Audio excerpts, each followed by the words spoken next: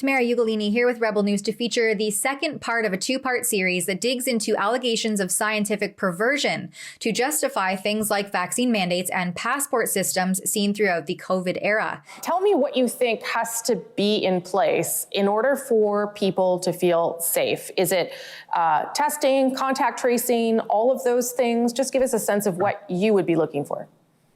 So the bedrock, we're going to build a revitalized economy on the bedrock of public health surveillance. That's our eyes and ears.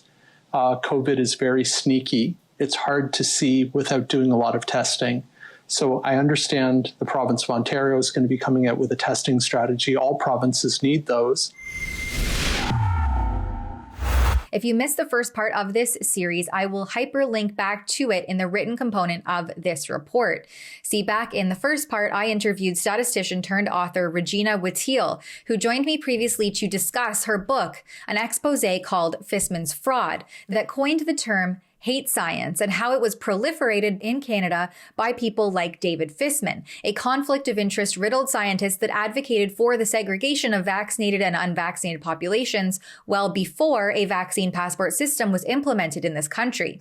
I was mostly reviewing vaccination-related abstracts, and there are some very interesting approaches, both programmatic and in terms of vaccinology, proposed to how we solve the problem of emerging and resurging infectious diseases, both in terms of what we vaccinate with and how we vaccinate people. So there's a lot of breadth there. In terms of vaccination, a lot of it relates to trying to use vaccines differently, use them better, improve issues around vaccine hesitancy, so people actually use the tools we have. With a PhD in statistics, Whittiel said she easily saw through the statistical gaslighting featured in Fissman's paper on how mixing vaccinated and unvaccinated populations apparently put the vaccinated people at risk, something that completely inverted real-world data showing the exact opposite. Whittiel's investigations revealed how flawed modeling influenced and even validated harmful medical apartheid policies like vaccine passports and mandates. She thought that the public institutions that funded, conducted, and peer-reviewed this inaccurate modeling paper had checks and balances in place to rein in the hysteria and differentiate fact from fiction. But when she questioned them about that, she was met with silence or dismissal at every turn. So I queried the same institutions with my own questions, and here is what I found. I reached out to the members of the medical journal responsible for peer reviewing and publishing the modeling article, the Canadian Medical Association Journal Editorial Board, and their senior communications and partnerships strategist, Kim Barnhart, with the following questions. How did the CMAJ address the concerns of researchers, scientists, and other medical professionals with this deeply flawed study? What review process took place to verify the methodology used and findings asserted in the above-mentioned paper are fact and not fiction? What protocols are in place to correct falsehoods? Have those been done in this case? Why or why not? And why hasn't the above-mentioned paper been redacted? Now have a look at what Canada's top medical journal senior communicator responded with. The paper to which you refer went through CMAJ's rigorous peer review process. All CMAJ articles are open to comment and discussion online, which allows us to publish respectful scholarly discourse and scrutiny of our process. A link to the study in question with countless criticisms publicly available followed in the response. The email at the end is signed by Kim Barnhart, who, according to her LinkedIn profile, is also a strategic communications consultant for herself. Her main clients are health research centres funded by the provincial and federal governments, like Ontario SPOR, the support unit, which is a research support network that conducts people and patient-oriented research, and Can Immunize, an Ottawa-based technology company specializing in vaccine software, including a pan-Canadian Can Immunize app, which is a tracking system that helps Canadians keep track of their vaccinations. They've been lobbying the government since 2011 to implement vaccination policy. On their website, they say that then COVID hit and the world scrambled to pivot to a new reality. Can Immunize was ready. All of this work is funded by the Public Health Agency of Canada. Have a look at one of their trailers for the Immunity Warriors: Attack of the Alien Zombies, a click-through digital comic book developed in 2017 to promote vaccination to children.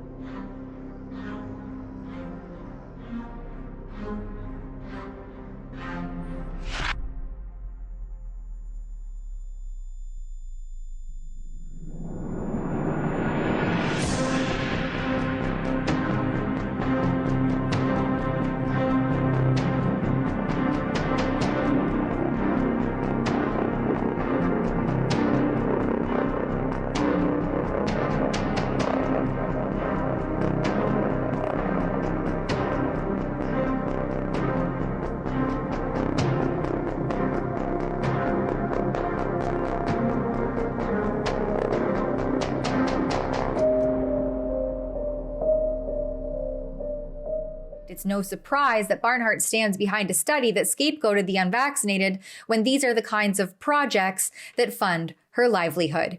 As part of my follow-up with the various institutions responsible for bringing this example of statistical gaslighting forward, I also reached out to the Canadian Institute of Health Research, that's the CIHR, a taxpayer-funded entity that funded this research. I asked about the CIHR having a responsibility to inform Parliament about fraudulent research findings and or misrepresentation since they answer to the Minister of Health. They responded that there is no legal requirement to inform Parliament of breaches of agency policy. I asked how they ensure the record is corrected if scientific misconduct is discovered. They responded, deflecting that responsibility onto the researchers, institutions, or the publication journals. I asked if the above does not happen, what steps does the CIHR take to ensure scientific integrity of its public funds? They responded that they have an agreement on the administration of agency grants in place that requires institutions to have a responsible conduct of research policy that complies with a tri-agency framework for responsible conduct of research. This includes the requirement for institutions to address research misconduct allegations that involve their researchers, either through an inquiry and, if warranted, an investigation. They said, noting that if an institution fails in this duty, then the agency will consult with the institution to determine an acceptable timeline to resolve the conflict. That seemed really interesting, so I responded again, asking them when they found out about the scientific misconduct allegations with the Fissman study that they funded, and if an inquiry or investigation had been launched, including why or why not. The CIHR then responded that they do not comment on specific matters related to allegations of scientific misconduct. I had also previously inquired with the institution responsible for this research, the University of Toronto's Dalai Lama School of Public Health. Specifically, I contacted their dean, Adelstein Brown, who has extensive health and government connections. Not only does Brown have experience in senior leadership roles advising the Ontario government on healthcare policy and strategy, he is the founding director for the Dalai Lama's Institute of Pandemics, was the co-director for the Ontario Science Table that steered government COVID-19 policy, and was also a member of the Ontario Premier Ford's Council on Improving Healthcare and Ending Hallway Medicine that still persists to this day. My questions pertained to the protocols within the Dalai Lama School of Public Health, their code of behavior to correct public falsehoods made by their faculty members where Fissman's employed, and if those procedures are made publicly available, and whether or not the university will address legitimate concerns as outlined in its policy guidelines to prioritize research integrity around the Fissman fraud case allegations.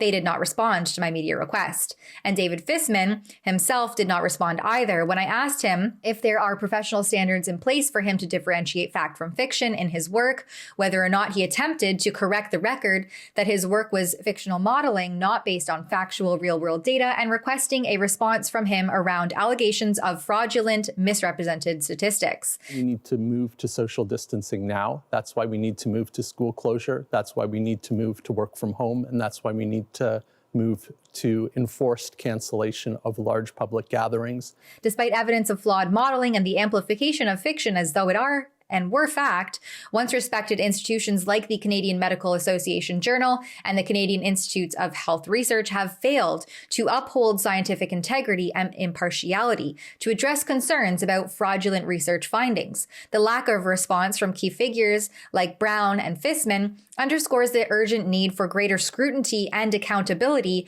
within the scientific institution sphere to prevent further misrepresentation and public manipulation. For Rebel News, I'm Tamara Ugolini. If you agree that the COVID-19 shots should be removed from market, then please visit our website at nomoreshots.ca. At that website, you can send a form email to Federal Minister of Health Mark Holland calling on him to revoke market authorization for these products and sign our petition while you're there to support this endeavor. All of that and more at nomoreshots.ca.